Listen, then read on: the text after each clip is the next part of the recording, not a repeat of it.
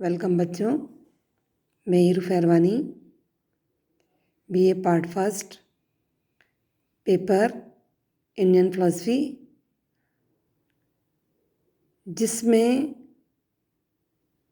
आस्तिक दर्शन की श्रेणी में सांख्य योग दर्शन पर हम चर्चा कर रहे थे। सांख्य दर्शन पर विशद रूप से चर्चा की जा चुकी है और योग दर्शन पर हम चर्चा कर रहे थे। योग दर्शन में अभी तक हमने योग का अर्थ, योग का उद्देश्य, योग की विषय वस्तु, पंचक्लेश, चित्त की वृत्तियाँ और चित्त की भूमि, इन सिद्धांतों पर हम चर्चा कर चुके हैं। आज हम करेंगे योग के अष्टांगिक मार्ग। जैसा कि मैंने आपको कल बताया था कि योग का अर्थ है चित्त वृत्ति का निरोध। तो योग दर्शन में चित्त की शुद्धि के लिए जिस मार्ग का अनुसरण किया गया है उसे अष्टांगिक मार्ग कहते हैं। ये मार्ग जो हैं, इन मार्गों पर चल कर के ही हम योग को प्राप्त कर सकते हैं। यानी योग की जो सिद्धि है तभी हो सकती है जब हमारा शरीर, मन, बुद्धि और इंद्रियों की शुद्धि हो जाए। तो योग में ही आत्म साक्षात्कार हो जाता है, यानी हमें आत्मा का साक्षात्कार योग के माध्यम से ही हो सकता है। लेकिन ये तभी संभव है जब हमारा अंतःकरण जो है, यानी मन, बुद्धि और अहंकार है, उसमें किसी भी तरह का विकार ना हो, शुद्ध हो और शांत हो। तो योग दर्शन में चित्त की शुद्धि और मन और इंद्रियों के संयम के लिए ही योगाभ्यास करना पड़ता है, जिसके 8 प्रकार के साधन बताए गए हैं। पहला है यम। यम के अंतर्गत 5 प्रकार के अंग हैं: अहिंसा, सत्य, अस्तेय, ब्रह्मचर्य और अपरिग्रह। अहिंसा का मतलब है मन, वचन और कर्म से किसी भी जीव या प्राणी को कष्ट न पहुंचाना, अहिंसा कहलाता है।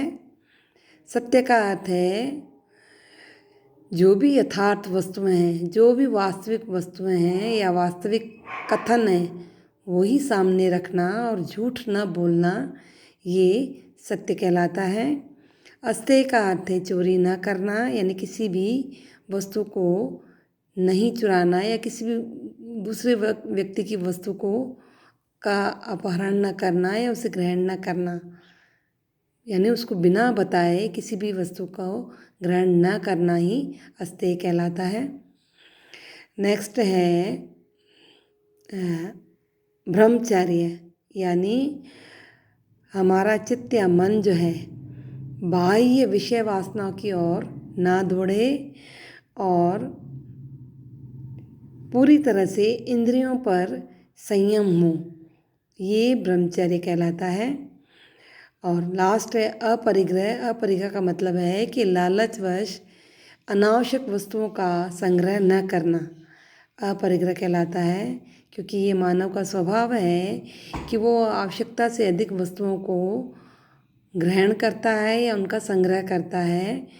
तो योग के लिए ये पहली कड़ी जो है, पहली सीढ़ी जो है कि हमें इन 5 प्रकार के अंग का, ये जो यम के 5 अंग हैं, इनको महाव्रत भी कहते हैं, इन महाव्रतों का पालन अवश्य करना चाहिए। ठीक है। दूसरा है नियम। नियम का मतलब होता है सदाचार का पालन करना। नियम भी 5 प्रकार के बताए गए हैं: शौच, संतोष, तप, स्वाध्याय और ईश्वर प्रणिधान। शौच का मतलब है शारीरिक और मानसिक शुद्धि। शारीरिक शुद्धि में जैसे स्नान है, पवित्र भोजन है, और मानसिक शुद्धि में जैसे मैत्री है, करुणा है, मुदिता है, ये सब हमारे आचरण में शामिल होने चाहिए। और संतोष का अर्थ है कि जो भी वस्तु आपको, जितनी भी साधन आपको प्राप्त हैं, उसी में ही संतुष्ट रहना संतोष कहलाता है।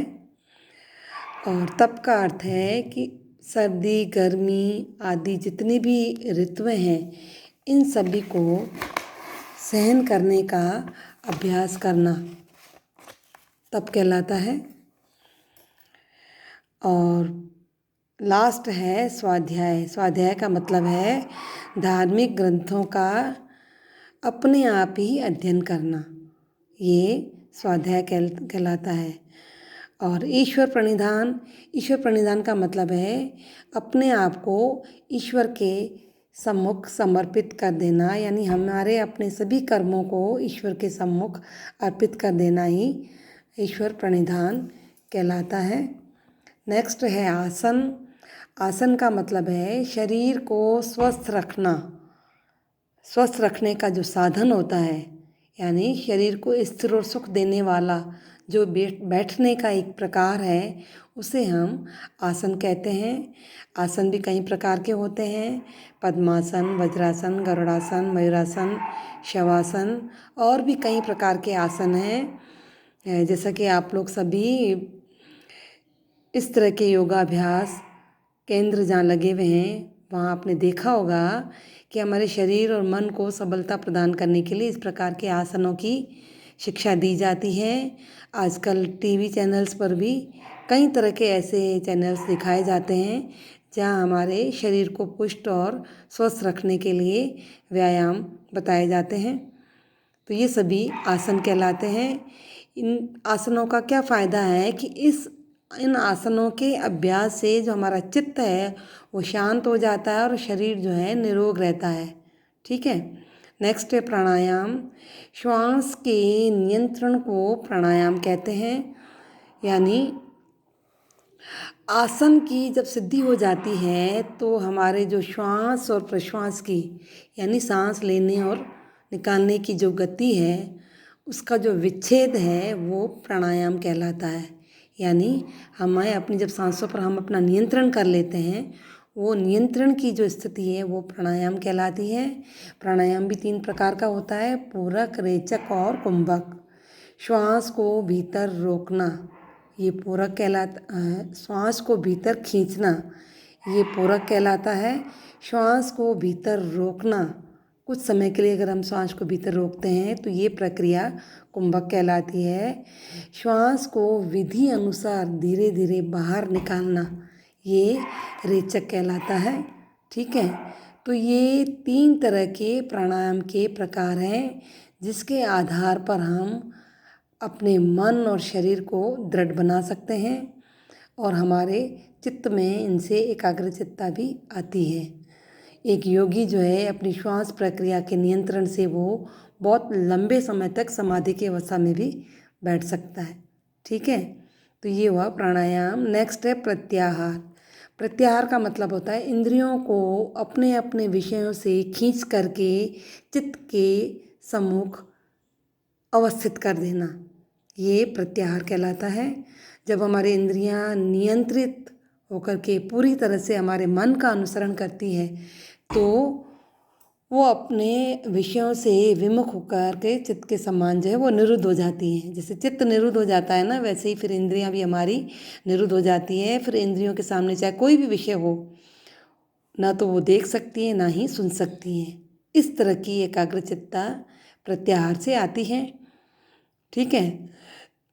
अब ये जो 5 है, यम, नियम, आसन, प्राणायाम और प्रत्याहार, ये 5 प्रकार के बहिरंग साधन हैं। इसी तरह से अगले 3 जो हैं ध्यान, धारणा और समाधि, ये अंतरंग साधन कहलाते हैं। धारणा का मतलब होता है हमारे चित्त को जब किसी अभिष्ट वस्तु की तरफ स्थिर कर देते हैं तो वो धारणा कहलाती है। और ये जो अभिष्ट विषय वो कुछ भी हो सकता है, हमारी मेरी जैसे बिंदी है, ये बिंदी भी हो सकती है, शरीर का कोई अंग भी हो सकता है, किसी देवता की प्रतिमा भी हो सकती है। ठीक है। यानी हम किसी भी तरह से या किसी भी अंग पर या किसी भी चित्र पर जब अपने आप को केंद्रित कर देते हैं तो ये केंद्रित करना ही धारणा है। ठीक है। तो प्राणायाम से हम श्वास और प्रत्याहार से हम इंद्रियों का नियंत्रण कर लेते हैं और धारणा से हम अपने चित्त को नियंत्रित कर लेते हैं। उसके बाद ही हमारी जो ध्यान की जो सीढ़ी है उसमें योग्यता आ जाती है। ठीक है। तो धारणा के द्वारा हम ध्यान तक पहुंचते हैं। नेक्स्ट है ध्यान। ध्येय का मतलब होता है ध्येय विषय पर निरंतर मनन करना। जब धारणा के द्वारा विषयों में या हमारे विचारों में जब एकाग्रता आ जाती है तो हमारे मन की जो वृत्तियां हैं वो एक रस हो जाती हैं और वो एक रस होने की अवस्था को ही ध्यान कहते हैं। इस क्रिया में क्या होता है कि पहले तो विषय जो है अलग अलग रूपों में हमारे सामने प्रस्तुत होता है, अलग अलग रूपों में उनका बोध होता है और बाद में निरंतर ध्यान के द्वारा हमें विषय का स्पष्ट ज्ञान हो जाता है, यानी उसका चित्र स्पष्ट हो जाता है। कहने का तात्पर्य यह है कि हमारे जो भी सेंटर पॉइंट हैं जिस पर हमने ध्यान किया है, जिस ध्येय विषय है, उसमें हमारे मन में ज्ञान की एकाग्रता आने से किसी दूसरी वस्तु की तरफ हमारा ध्यान नहीं भटकता। यही ध्यान है। लास्ट है समाधि। जब एक योगी को अपने ध्येय विषय और स्वयं का कुछ भी ज्ञान नहीं रहता तब वो समाधि की अवस्था होती है। ध्यान की अवस्था में तो ध्येय विषय जो है और ध्यान की क्रिया अलग अलग दिखाई देती है, किंतु समाधि की अवस्था में ध्यान और ध्यान की प्रक्रिया का हमें अलग अलग अनुभव नहीं होता है। योगी जो है ध्येय विषय में इतना तन्मय हो जाता है कि वो अपने आप को ही खो बैठता है। यही समाधि की अवस्था है। समाधि की अवस्था में योगी को ये पता नहीं चलता है कि कौन सी वस्तु जो है वो मेरे ध्यान में लीन है। ठीक है, तो इस तरह से ये 8 साधन योग प्राप्ति के बताए गए हैं जिसके द्वारा हम अपनी चित्त वृत्तियों का भी निरोध कर सकते हैं। अगले लेक्चर में आपको समाधि के प्रकार बताऊंगी। आज का लेक्चर यहीं तक है। Thank you.